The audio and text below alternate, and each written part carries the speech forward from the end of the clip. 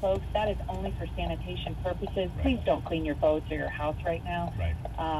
The aqueduct is working diligently on plugging leaks, capping leaks, making sure that the pressure stays up so that we can get water all the way down to the folks in the middle and the lower keys that desperately need it. What do you know about those pumping stations that are dotted along the lines to help keep that pressure up?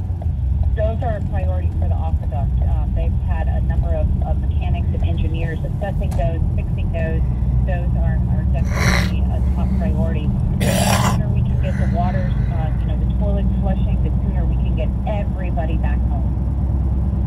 Representative, do you plan on meeting with the governor today when he is in either Key West or Marathon? I will not make it down to Key West on time, but I have been making daily trips to our EOC, which is located in Marathon, and I believe that the governor will be there, and he's bringing in a number of agency heads with him, the Department of Environmental Protection. I'm sure emergency management will be there. I want to say something from FEMA. So just those really, really important agencies to us right now so that we can begin rebuilding. What are you telling the governor and his staff? What would you tell him today if you're able to meet with him in Marathon? Sure. Keep the support coming. Once folks get back to their homes, that's when the real efforts are going to be needed. We've been doing a pretty good job getting water and food and things like that. Obviously, we need to keep the supply line coming, but we're going to need help with regards to insurance filings and property insurance, FEMA, citizens, all of that. We're going to, folks are going to be eager to rebuild. Some people lost their homes, some people lost their businesses, some people lost both. Will you support those rebuilding efforts, given the hurricane history? Yes. I think, given our state's history, I think that, while we may have a long road ahead of us, it's not one that we can't, we can't overcome, we can't get there.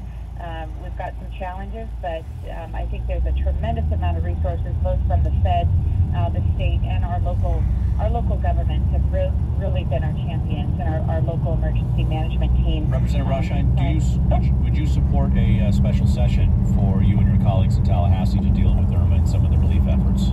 Yes, absolutely. And this isn't only a Florida Keys problem. As you know, Irma was so big it affected the entire state, and I have heard some discussions about that. That's 100%. One other quick question here, Representative Rothschein, about the evacuation of the Florida Keys. Our partners at the Miami Herald doing some reporting over the past day or so with those evacuees that have not been allowed back into the middle and lower Keys. They've been stopped at mile marker 77 or 75, and they are complaining that this is a real deterrent for the next evacuation that may come down. They may not leave their homes because they can't get back to them now.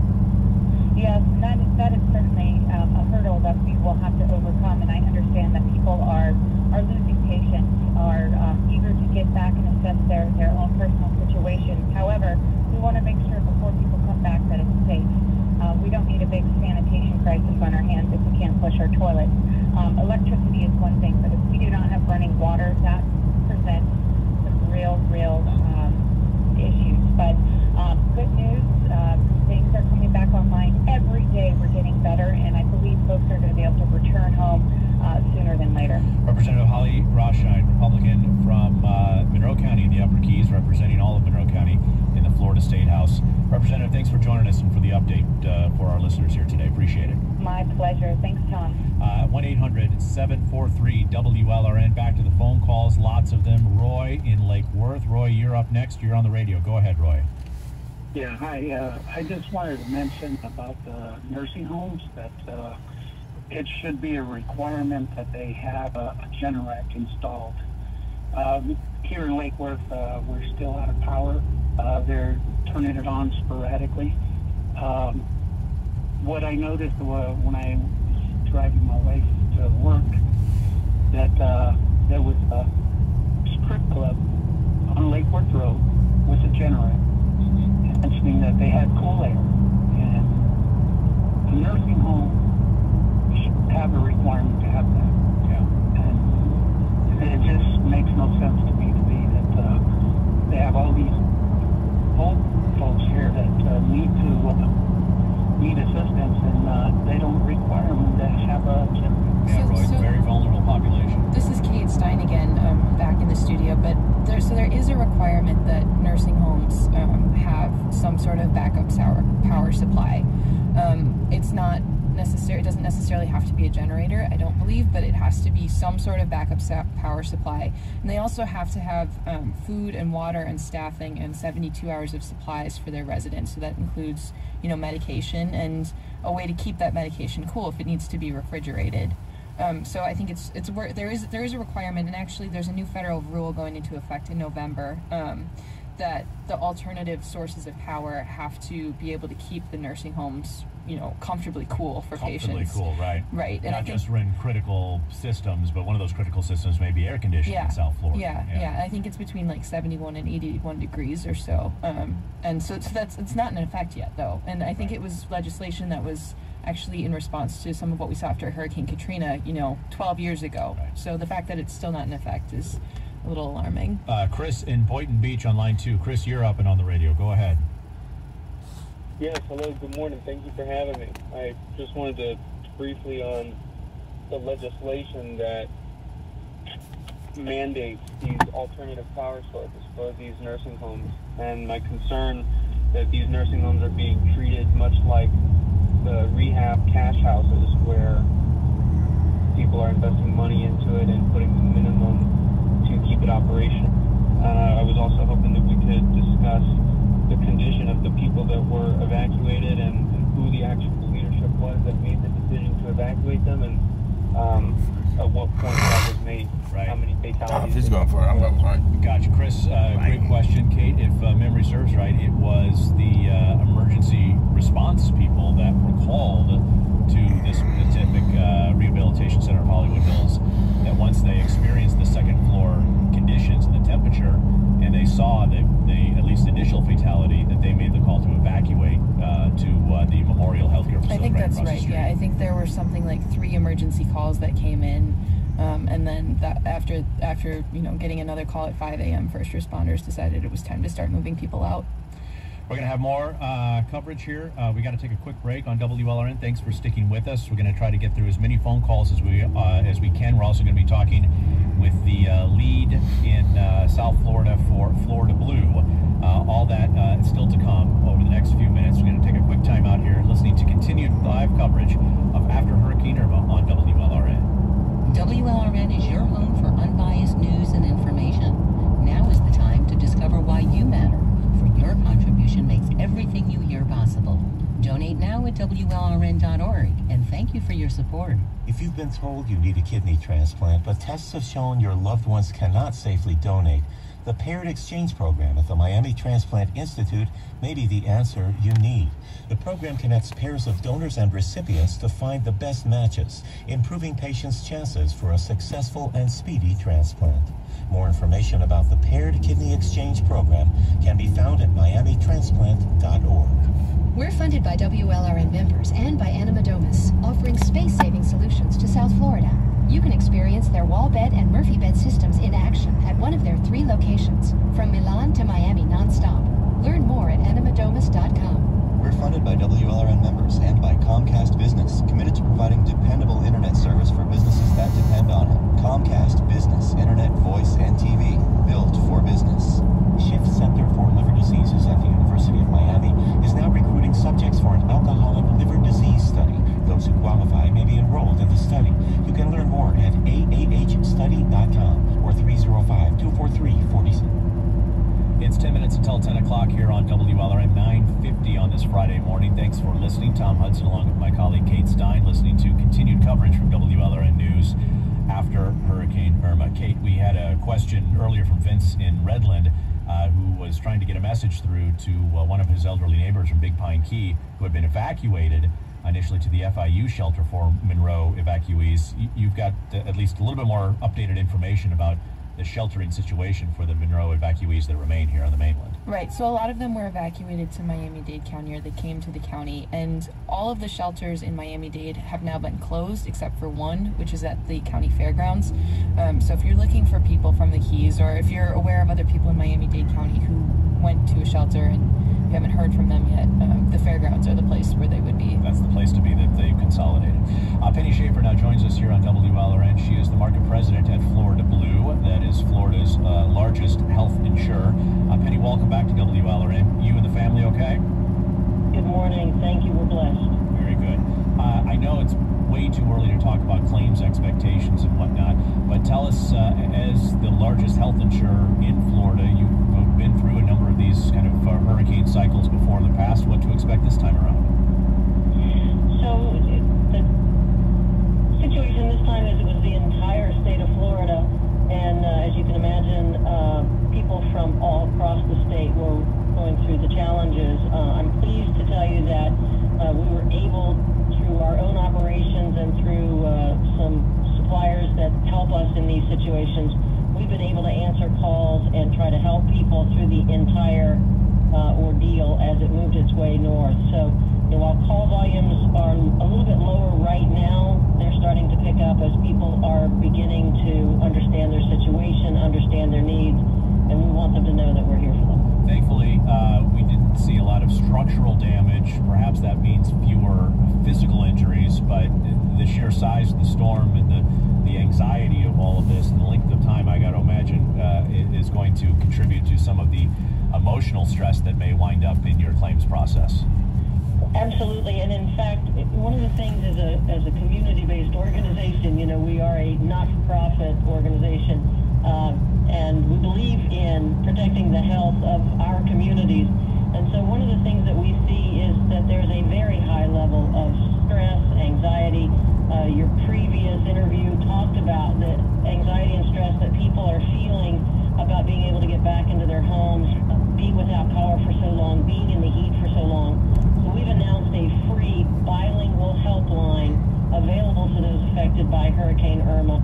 It's really to offer support for the stress, the anxiety, the trauma, the grief, and it's in partnership with New Directions Behavioral Health and available to anyone in Florida free of charge. Member or not, with or without insurance, if you need assistance, we want you to call the line. So whether or not you're a Florida Blue premium member or not, if you have insurance through it, this line is available. What's the number, Penny? Do you have it handy? Sure, absolutely. It's a 24-hour toll-free helpline, 800-843-6514. That's regardless. If you are in Florida and affected by this, feel free to... It's a bit funky. The community sits on the north side of Houston's shipping channel, right in the shadows of massive oil refineries and chemical plants. Because of the wind directions primarily in Houston here, blowing from the south, we get a lot of the smells and chemicals that come over our direction. Juan Flores has lived here for 36 years. These smells, the real, I'm trying to describe it here, rotten egg smell sometimes if you're close enough to in certain areas. Sometimes you just smell a chemical smell. Flores, who works for the group Air Alliance Houston, says that odor is just a fact of life here. It takes a lot for me to smell it now, but like the other day after Harvey, we could smell it big time. Flores is walking down his street. He gets a few houses away from his own, and then he turns down a neighbor's driveway. Hey, Jesse, you there? Yeah, I'm back here. I will come here. 41-year-old Jesse Perez agrees the air quality has been worse lately. Right after the storm, it smelled like petroleum, like a heavy, strong smell. Perez says his wife complained about irritation in her eyes and her throat, as the fumes and the odor weren't just outside. We entered this store right here, and inside you can smell it. It was horrible. And it was strong.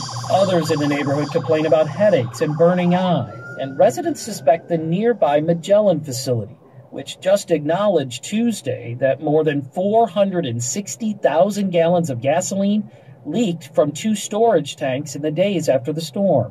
It's the biggest of at least a dozen such spills reported so far in the aftermath of Harvey. And that's not to mention the additional air pollution coming from shutting down and restarting the region's refineries and petrochemical plants. Alina Kraft is a senior staff scientist with the Environmental Defense Fund. Just in the last 2 weeks or so, we've had 7 million pounds of air emissions reported by facilities to the State Environmental Agency. One of the most dangerous releases was right here in the Houston neighborhood of Manchester. Air samples taken by the City of Houston's Health Department after the storm showed unusually high levels of benzene, a known carcinogen. Again, Alina Kraft of the Environmental Defense Fund. Exposure can lead to headaches, nausea. At high enough exposures, it can lead to immunosuppression, and obviously some of the long-term implications are an increased risk for cancer. State and federal regulators say that residents should not be concerned about air quality issues related to the effects of the storm, adding that all measured concentrations of emissions were well below levels of health concern. But they had to shut down most of the monitoring stations to protect the equipment before Harvey hit. An EPA spokesman says state and local authorities are working to get those systems up and running again as quickly as possible. But that's of little comfort to those who live downwind of Houston's refineries and chemical plants. David Schaper, NPR News, Houston. This is NPR News. The haves and the have-nots see an even starker divide in Florida after Hurricane Irma. Naples usually gets everything first, and then I guess we get the hand-me-downs from them. I'm Kelly McEvers. Also, President Trump's first visit to the state after the storm this afternoon on All Things Considered from NPR News. And you can listen in at 4 this afternoon right here on 91.3 WLRN. And stay tuned just after 9 o'clock this morning. Join News Director Tom Hudson for our Recovery Underway After Irma special with all the news and information you need regarding insurance claims, what's open and closed, what's happening with the power from FP&L, all of that to get you up to date in about 30 minutes. Good morning, it's 8:30. At this time, people at that checkpoint who do not live in the Upper Keys must either leave the Keys or go to Coral Shores High School at mile marker 90 in Tavernier. For more information, please check out WLRN's blog titled What's Happening in the Florida Keys? Dispatches After Hurricane Irma. That's on our homepage, WLRN.org. This is WLRN News. I'm Christine DiMattei. We're funded by WLRN members and by Aerolíneas Argentinas, offering 14 weekly flights from Miami to Buenos Aires. Information at aerolíneas.com. We're funded by WLRN members and by Comcast Business, committed to providing dependable internet service for businesses that depend on it. Comcast Business, internet, voice, and TV, built for business. Medicare is a single-payer healthcare system, but Senator Bernie Sanders says we need something bigger. We are the only major country on earth, the only one not to guarantee healthcare to all people. Some Democratic heavyweights are backing his latest push. What exactly is single-payer? And what does this bill say about where the Democrats are headed? Next time on 1A. 1A coming up this morning at 10 right here on 91.3 WLRN. Morning Edition continues as well in just a moment. And Tom Hudson here this morning at 9. Coming up at 9 o'clock this morning here on WLRN, we will continue our coverage after Hurricane Irma. You're invited to join us for our coverage. Tell us your stories about weathering the storm, what you're dealing with during the power outages, and the latest news at 9 o'clock this morning. I'm Marco Werman. The world is people.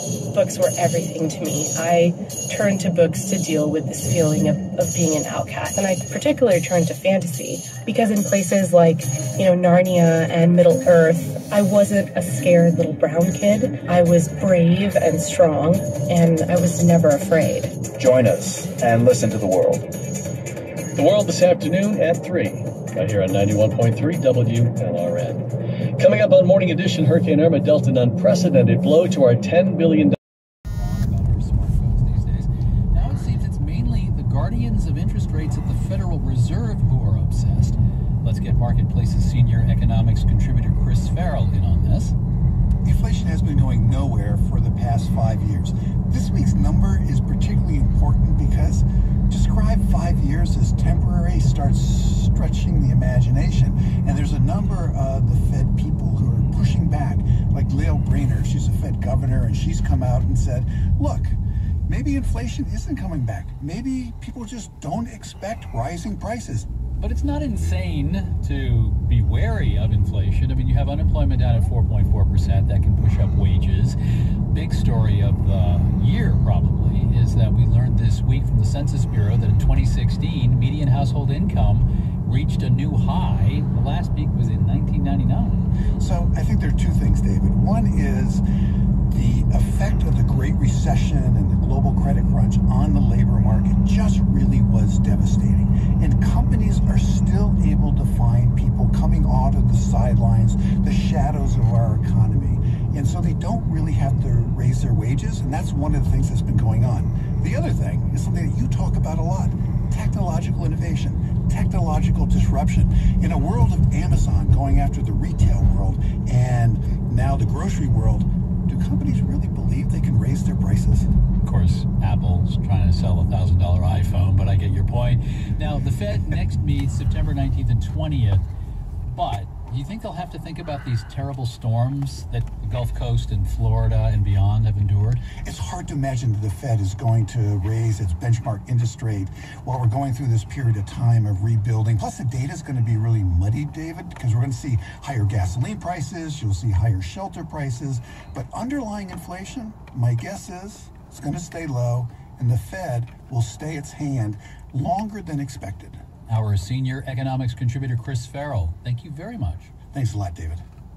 Okay, here's the trajectory of a rocket launch of a business story that momentarily soared through the heavens but got a bit toasted on re-entry.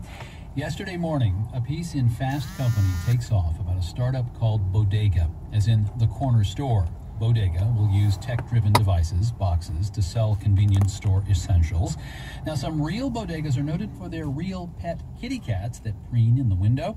Bodega, the startup, has a cat in its logo. By mid-morning, the internet is on fire about Silicon Valley-style vultures targeting their beloved independently run corner stores. There are charges of cultural appropriation.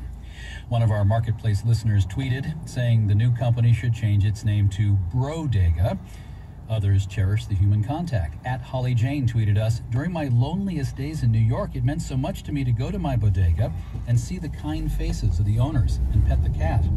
Later in the day, the CEO of Bodega apologizes for not getting the implications of the company name. He said, quote, "Challenging the urban corner store is not and has never been our goal. The idea," he says, "now is to put the bodega units where no store currently exists." In New York, I'm David Brancaccio with the Marketplace Morning Report.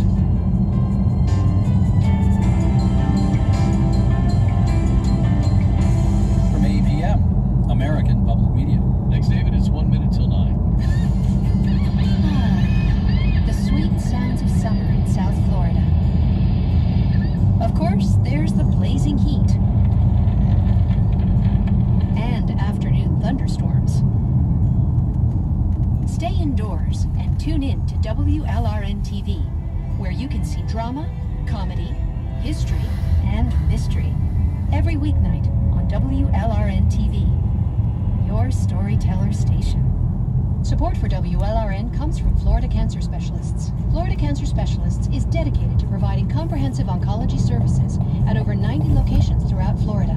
Recognized nationally, trusted locally, online at flcancer.com. This is 91.3 WLRN and HD1 Miami-Fort Lauderdale, 91.5 WKWM and HD1 Marathon Key West, 90.7 WFLB HD2 West Palm Beach, and 101.9 NPR for the Palm Beaches. It's our After Irma special. Here's Tom Hudson. Coming up on WLRN News, after Hurricane Irma, the death of 8 people at a Hollywood nursing home has spurred criminal and state investigations now, and the preparations by places housing senior citizens and other people in need in focus.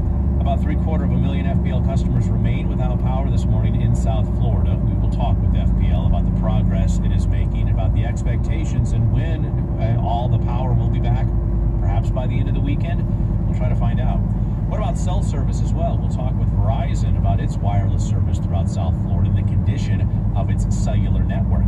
Plus, the state government responds to Hurricane Irma. Will more assistance be on the way from Tallahassee, especially for the Florida Keys? The Monroe County State House representative will be with us this morning on our coverage after Hurricane Irma. You as well, you're invited to call 800-743-WLRN. Your stories, your information, 800-743-9576. All that after the news.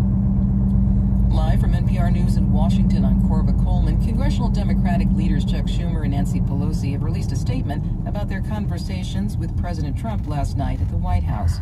Earlier today, President Trump tweeted that he and the Democratic leaders did not reach a deal on DACA, the program that shields young people illegally in the U.S. from deportation. Today, Schumer and Pelosi say there was no final deal reached last night, but there was agreement that the president would support enshrining DACA protections into law. The Democratic leaders also say what remains to be negotiated are details of border security. President Trump is on his way to southwestern Florida to see relief efforts following Hurricane Irma. NPR's Scott Horsley reports Trump will review some of the storm damage around Naples and Fort Myers. Florida is in the midst of a massive cleanup operation as crews work to clear debris, restore electricity, and begin to dry out and repair flooded, damaged buildings.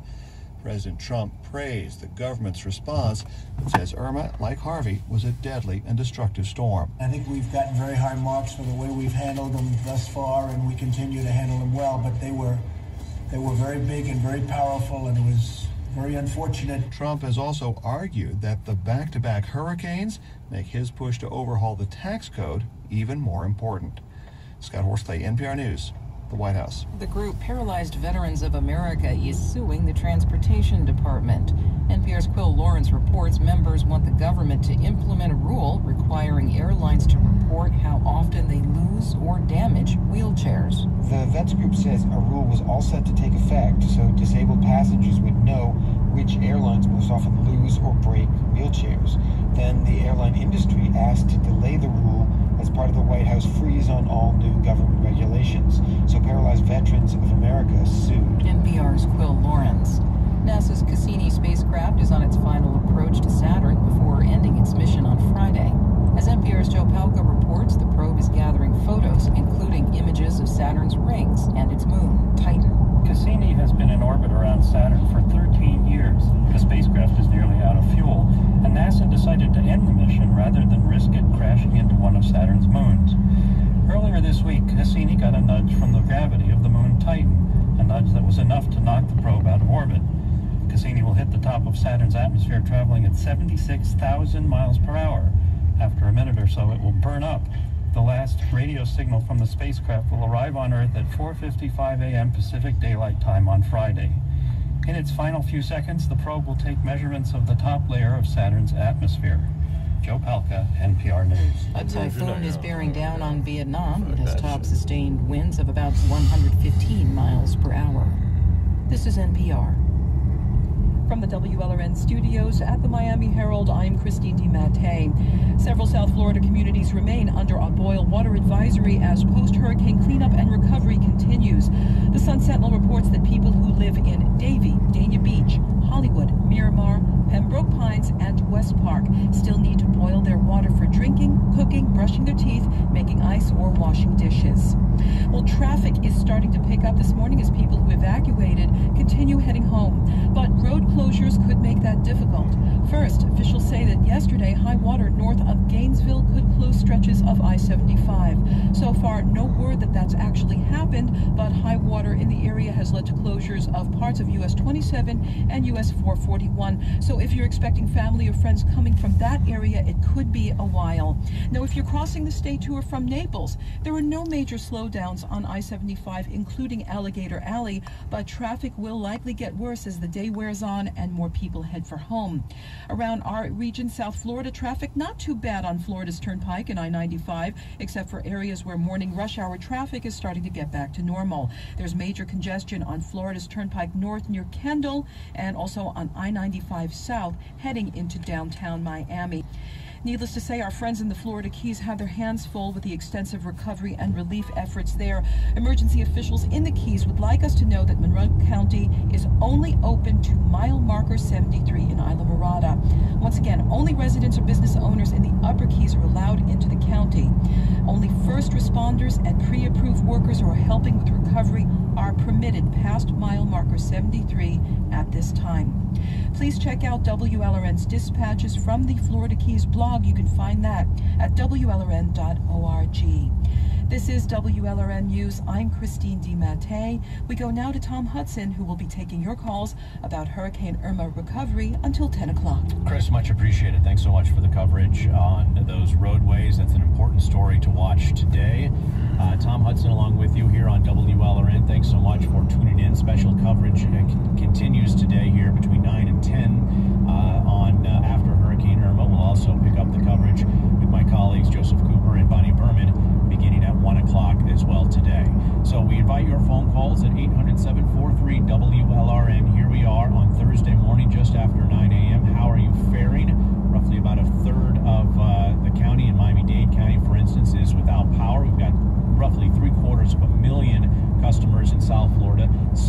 without electricity.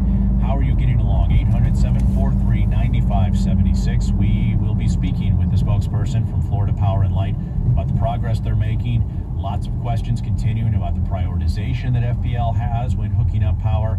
Why, for instance, your neighbor may have power, why you still don't have power, and what the expectations are about the timeline for hooking up that power. Here in Southeast Florida, we have been told that the power will largely be hooked up by the end of this weekend. For folks in Southwest Florida, it will still be a few days. Your experiences, though, here on this Thursday morning, what do you need to know? What are you concerned about?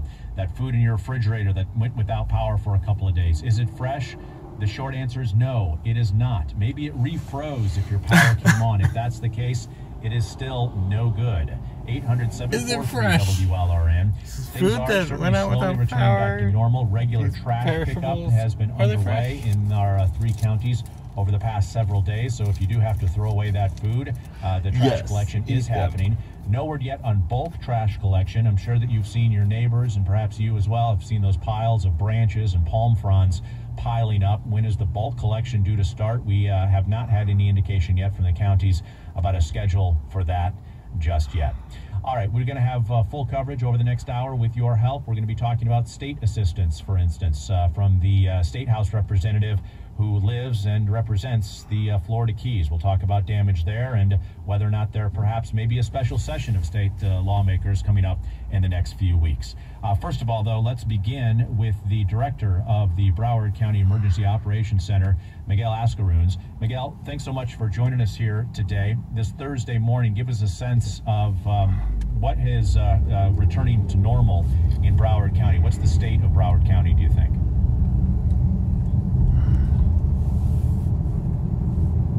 Oh, that's a pretty cool state.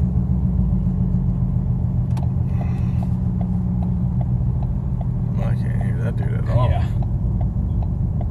You can hear him? Oh, man, did they go full retard?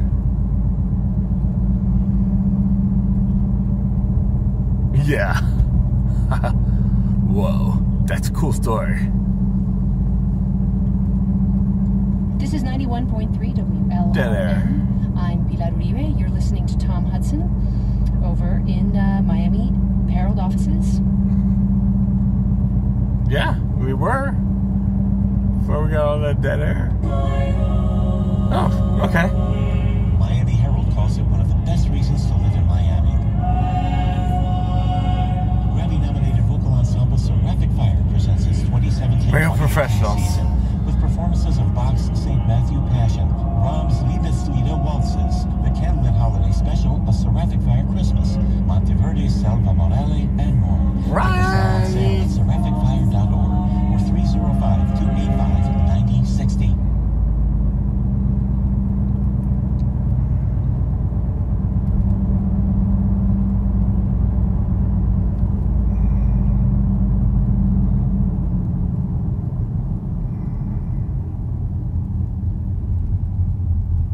I forgot to check what gas. Phone. I will ask our master control to go back to programming, and our engineers will have to address the phone system. Oh, he's blaming other people? Cannot be heard on air. We're not going to be able to interview our guests and hear the specific and important information that we need to get out on the radio. So let me try to pull up Miguel Ascaruns one more time here and see if this has been connected. Miguel, I know you can hear me. Let's see if our listeners and our master control can hear you. Miguel, just give us a quick update about that special needs shelter in Broward County. Yes, our Department of Health is monitoring. All right, Miguel. I guess it wasn't that important.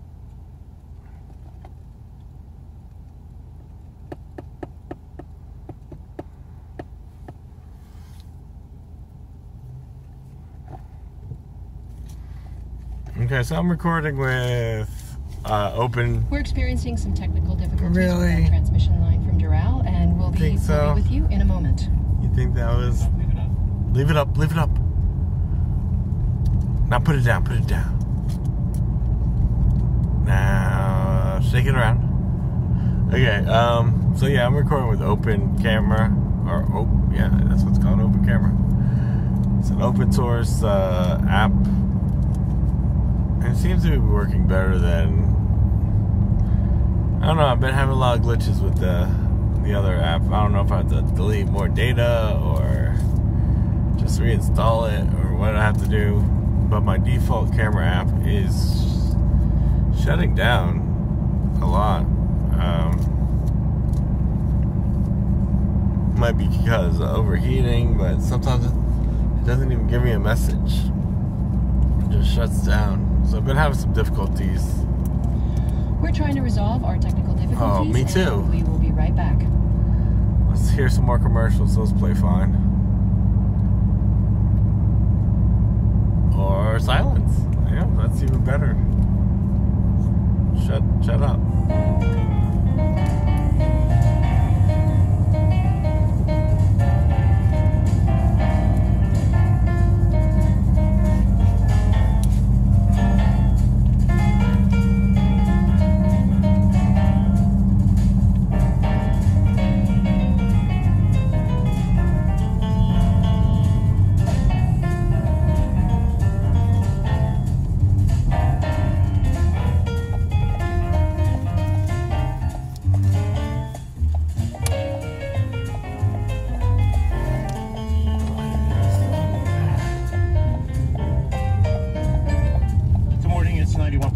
WLRM. We're experiencing some Irma-related difficulties with our transmission signal from our studios at the Herald in Doral, Florida. While we attempt to resolve those issues, we're going to go to the takeaway. Stand by. Thanks for your patience. Oh, damn, somebody's whole shed is with the exception of the elderly. Canal. Saw people over 65. Pretty much every other generation and every other racial group did see a pretty sizable uptick in the past 2 years. So again, good news from that. The downside is we still have huge disparities, particularly by race in this country. So we talked about a typical middle-class family in the U.S. earning $59,000, while an African-American family is only earning about $39,000. And a Hispanic family is only about $47,000. So we still have a long way to go to close these gaps and ensure that everyone in the country can benefit from a stronger economy. So big gaps, inequality persists. What about inequality based on income itself? Are there still as many people moving into the middle class and moving into the upper middle class that we used to have? You're right, that is not as encouraging. Most of the gains in income in the United States are going to the top. So we saw a record number last year, a record amount of the pie, if you will, the economic pie is now going to the top 20% of Americans. So that means that money could have gone potentially to middle class or to the working poor, and instead more and more of the amount of our economy, what we're producing, is going to the super top, and that's very concerning. It's concerning for the economy. It could hold us back in the long term. You talk about middle-class incomes. That's one way to look at income, but we also talk about wages across the economy. What's in the numbers about wages? So here's what we know. It's a little bit hard to reconcile, but I'll try to break it down. And that's, even though we're seeing incomes, household incomes go up to...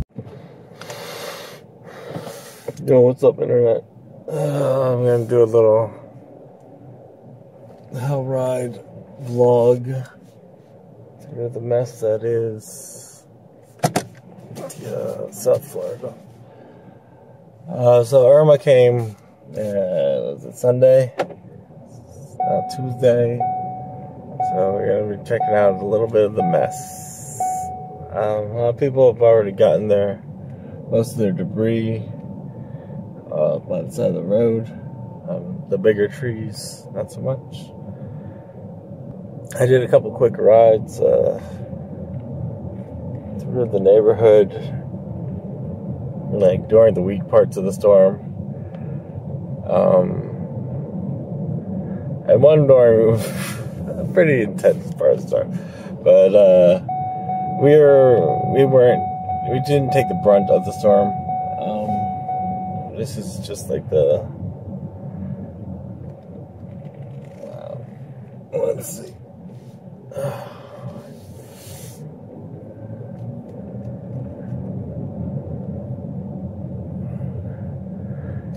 Still a lot of down trees. I'm meant to be careful here as far as not running into anything. There were landscaping guys out here yesterday. I guess I should wear my seatbelt. And I'm sure this neighborhood didn't get the worst of it. So yeah, there's cut up trees now. I saw right there's more landscaping people. You know, get that cheddar, boys. There's plenty of work out here for the willing. It's a lot of cleanup. And as I said, this part of Florida didn't get hit nearly as bad as the West Coast. The West Coast, there's some major cleaning up to do. I guess the schools are out all this week and whatnot, and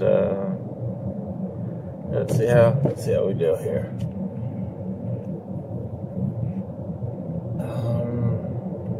The storm, the majority of it hit on Sunday. Monday I did a little vlog, and the damn camera I was using did not record. And I was just so frustrated that I didn't go back out there and do it again. It's hot. A lot of people don't have AC. A lot of people are out of power. I think there's 6 million people still without power. So, good job, FPNL. Get to work on that.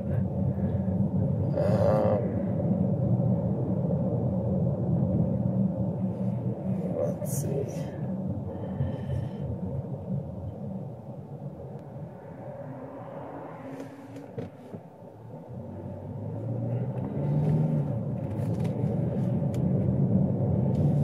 As you can see, there's debris everywhere. I'm sure it was worse yesterday. There are trees in the middle of the street and whatnot, so I didn't even take my car out. There's still trees, you know, in the middle of the... Let's see if we can get some debris. Yeah, there's some debris.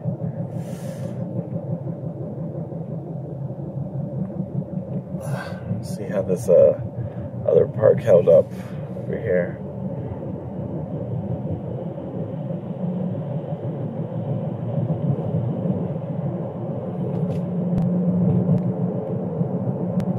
I went to the park by my house yesterday, and the tarp that covers the playground was messed up. They should have never left that up, though, so that's kind of their bad. You can't be leaving those tarps out there like that.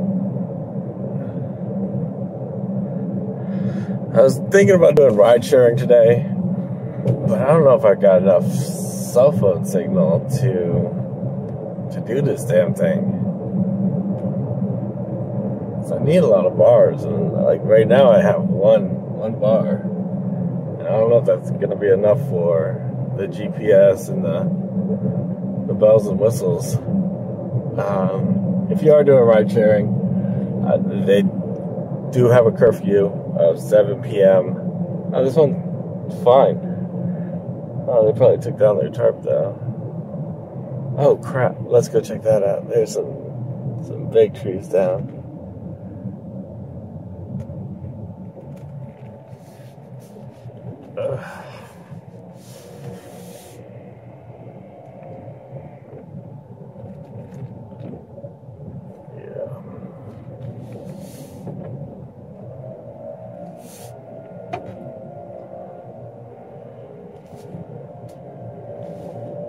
These mammoth trees toppled.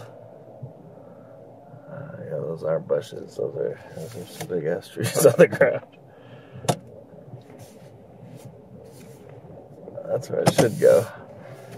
Right over here on my bicycle.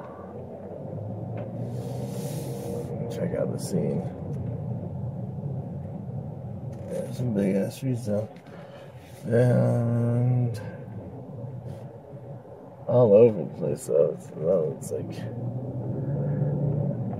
even though we got hit with the ass end of the storm, it was still strong enough to take down some big ass trees.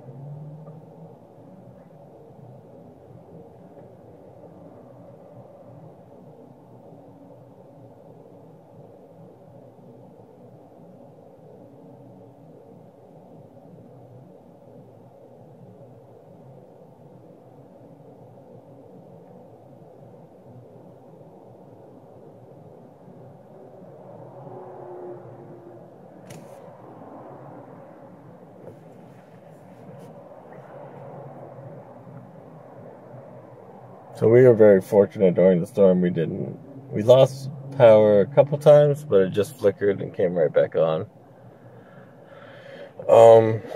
So that was unexpected. We were definitely expecting to lose power. Yeah, my video just cut out again. I don't know what's going on with this phone, but sometimes the video just decides, hey, we're done here, and just crashes. Not so fun, but yeah, there's fences down everywhere. I don't know if this is the best angle. Like, I'm getting a lot of backlighting here.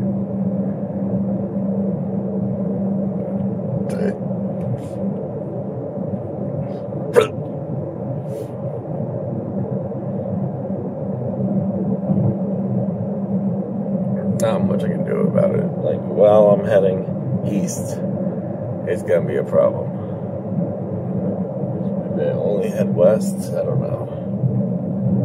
A bigger problem though is the camera just crashing. We're down palm trees. This light is out, so I'm guessing there's no power. Oh boy. Oh jeez.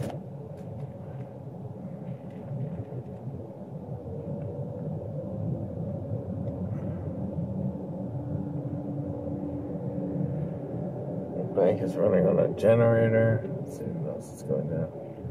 Oh, Dunkin' Donuts is open. So maybe there is power. Maybe the light's just broken. Oh, wow, Dunkin' Donuts.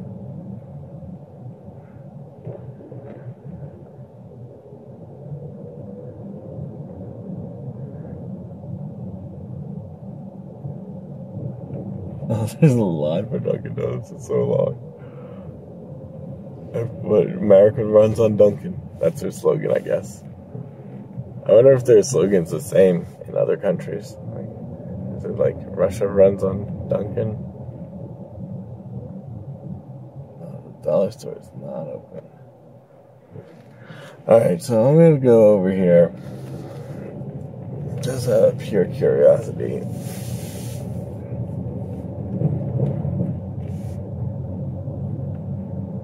But if all the lights are out, I might just turn back. You know, it could be very unsafe. So it looks like all the lights are out. I don't even want to mess around with this. This is bad.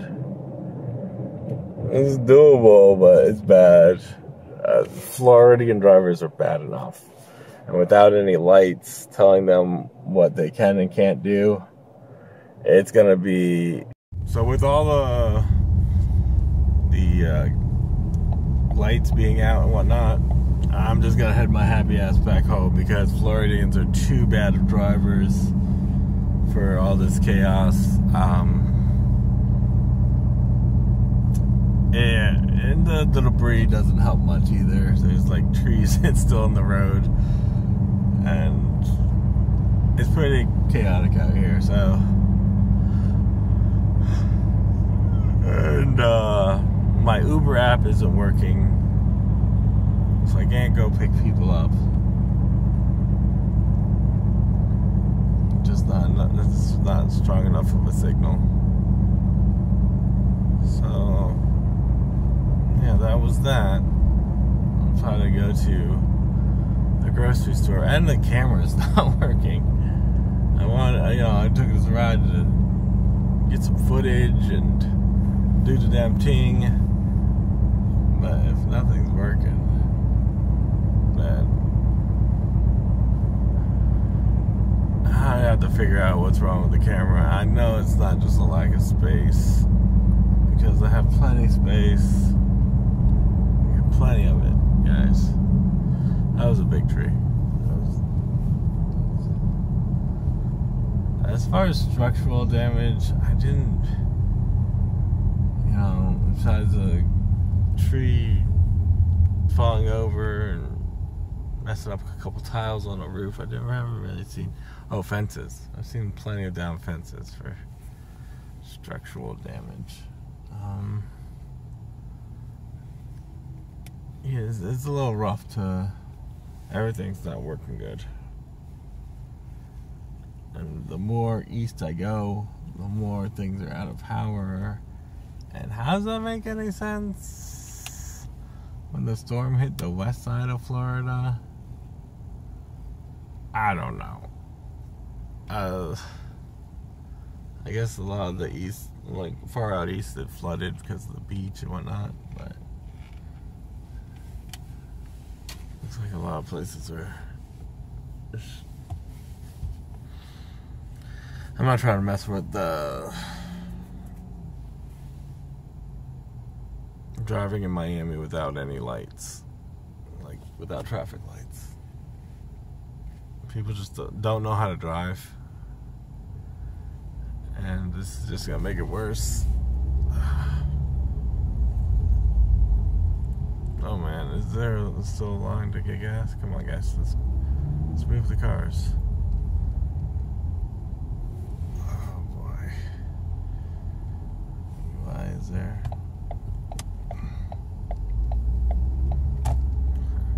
I did not expect this. There's still lines to get gas. I guess everyone needs gas, right? So that's still a thing. Gas shortages. People need gas to run their generators if they're out of power.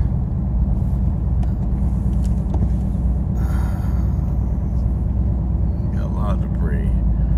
Good idea to get like a blower or something, just blow out open the hood and get all the debris out.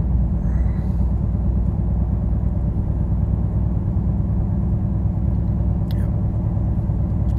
So anyways, I'm gonna head back now. It ain't worth it. And if gas is in short supply, I can't be wasting gas. Just gotta make do with what I got. There's people still have their windows boarded up. Their shutters, they're slowly taking down their shutters. Hurricane Joseph or whatever, I forgot the damn hurricane's name now. He was a no-show. He's doing some loop-de-loops in the Atlantic.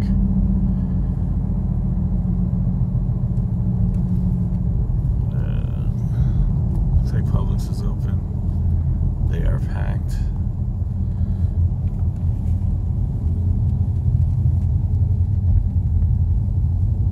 Alright.